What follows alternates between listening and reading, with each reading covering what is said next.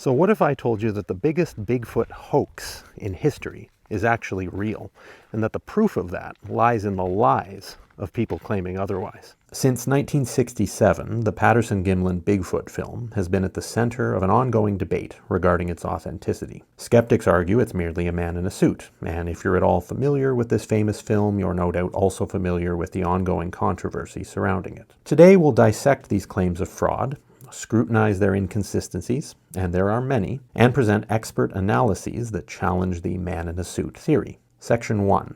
Bob Heironimus, the man-in-a-suit claim.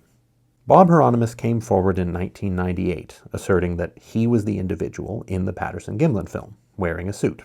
He stated, quote, "I was the guy in the suit," end quote. However, his narrative contains several inconsistencies. Initially, Heronimus described the suit as being made of horsehide, noting it, quote, "smelled bad," end quote. Later, he mentioned it was crafted from a synthetic material. Such contradictions raise serious questions about the credibility of his account. Moreover, Heronimus has not provided any physical evidence of the suit whatsoever.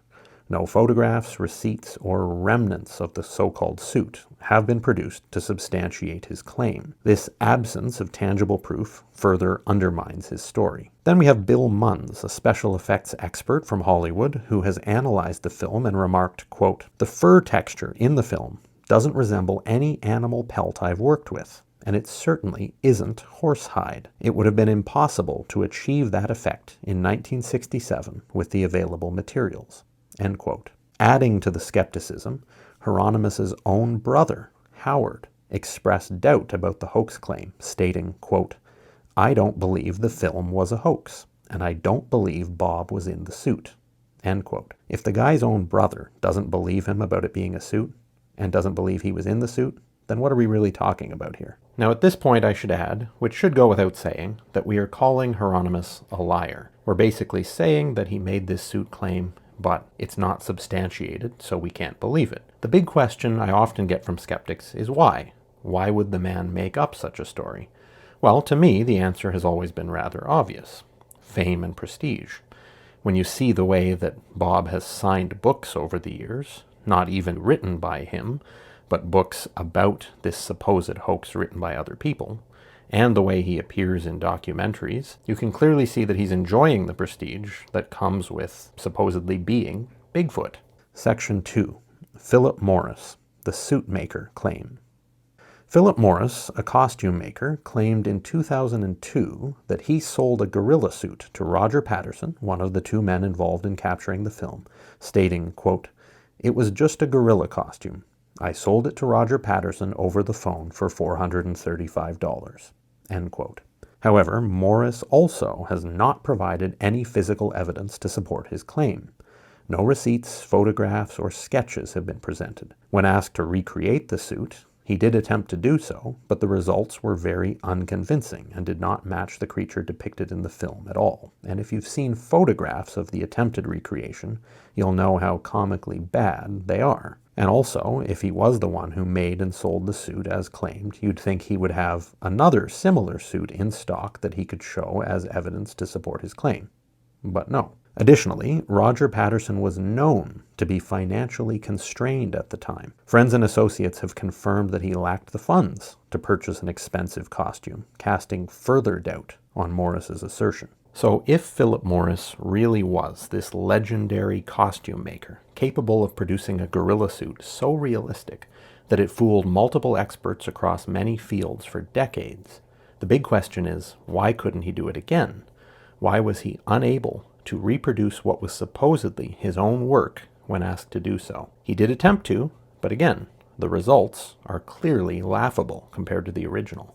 Why the sudden downgrade in his capabilities? Take a look at this frame from the recreation that Philip Morris did, a supposed copy of his own work from years earlier. Now take a look at this frame from the actual Patterson-Gimlin film. Notice any differences? I see many. The loose folds of material on the recreation versus the flexed and visible muscles and realistic hair texture on the original. Human-like limb proportions in the recreation attempt versus non-human-like limb proportions in the original. And just a very overall obvious realness to the frame from the original Patterson-Gimlin film, and an overall look of comedy and fraud in the recreation. Section 3. Greg Long, The Making of Bigfoot Claim. Greg Long, in his 2004 book, The Making of Bigfoot, The Inside Story, alleged that the Patterson-Gimlin film was a hoax, orchestrated by Roger Patterson. Long claimed that Patterson's wife sewed the suit used in the film. However, this assertion also lacks corroborative evidence. Patricia Patterson, Roger's widow, has consistently denied these claims without wavering even an inch, stating that she had no involvement in creating any costume. Furthermore, Long's investigative methods have been criticized for relying heavily on anecdotal accounts and lacking verifiable documentation. There's a running theme here. The contradictions between Long's narrative and those of Heronimus and Morris further undermine the credibility of the hoax theory as a whole. If Morris sold the suit as he claimed, then Patricia Patterson did not make it. These conflicting accounts suggest a lack of consensus among skeptics. Section 4. Anatomical impossibilities of the suit claim. I've touched on this before in other videos, but just quickly, the creature in the Patterson-Gimlin film exhibits anatomical features that are challenging to replicate with a costume. And I say challenging, but bordering on impossible is probably more accurate. First of all, we have arm length. The figure's arms are disproportionately long compared to a human's. Bob Heironimus, nor any other normal human, does not possess such arm length, and using extensions in the arms of the suit as he claimed would result in very unnatural movements. They'd stick out like a sore thumb. Yet, the film shows fluid arm swings. Also, the position of the elbow in proportion to the overall length of the arm would be disproportionately high up on the arm if we were dealing with forearm prosthetics. But the elbow position seems perfectly natural. Then there's muscle movement. Observers have noted visible muscle movement under the fur of the creature in the film, particularly in the thighs and shoulders. John Chambers, another Hollywood special effects artist known for his work on the original Planet of the Apes series, commented, quote, "If someone faked this, they were 20 years ahead of us," end quote. Keep in mind, he was one of the top Hollywood costume guys of the time. Next, there's gait. The creature's walk is characterized by a compliant gait, a bent knee stride, uncommon in humans.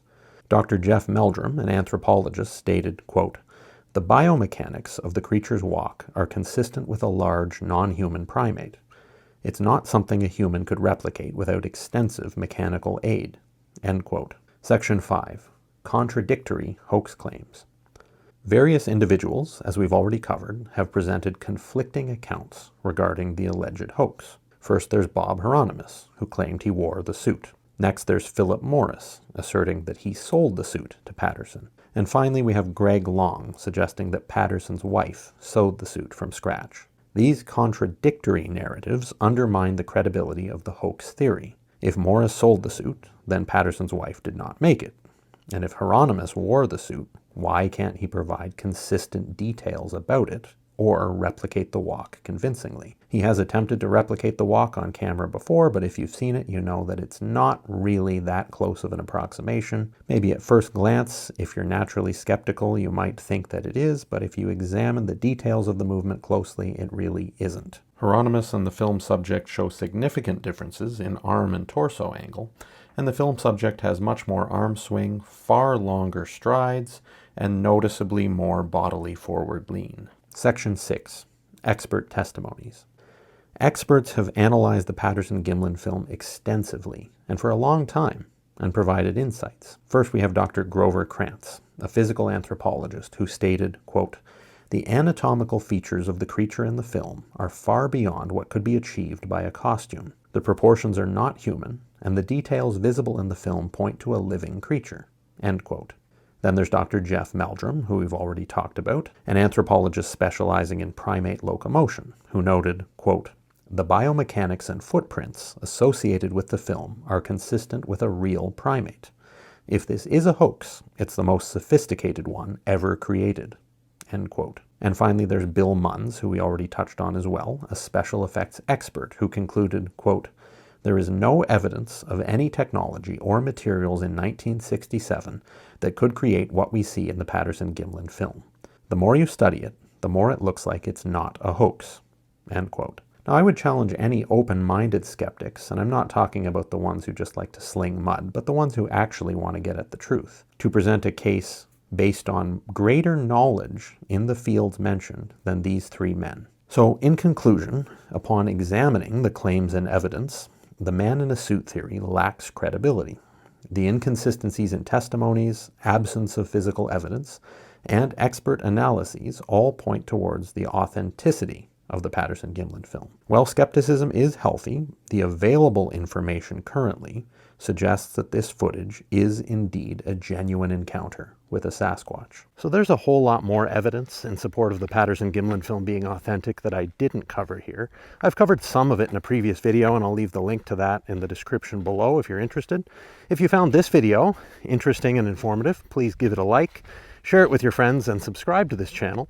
And if you want to show me even more support and contribute to future projects, I'll leave a link to the Buy Me a Coffee page I have set up in the description below. Thanks for watching.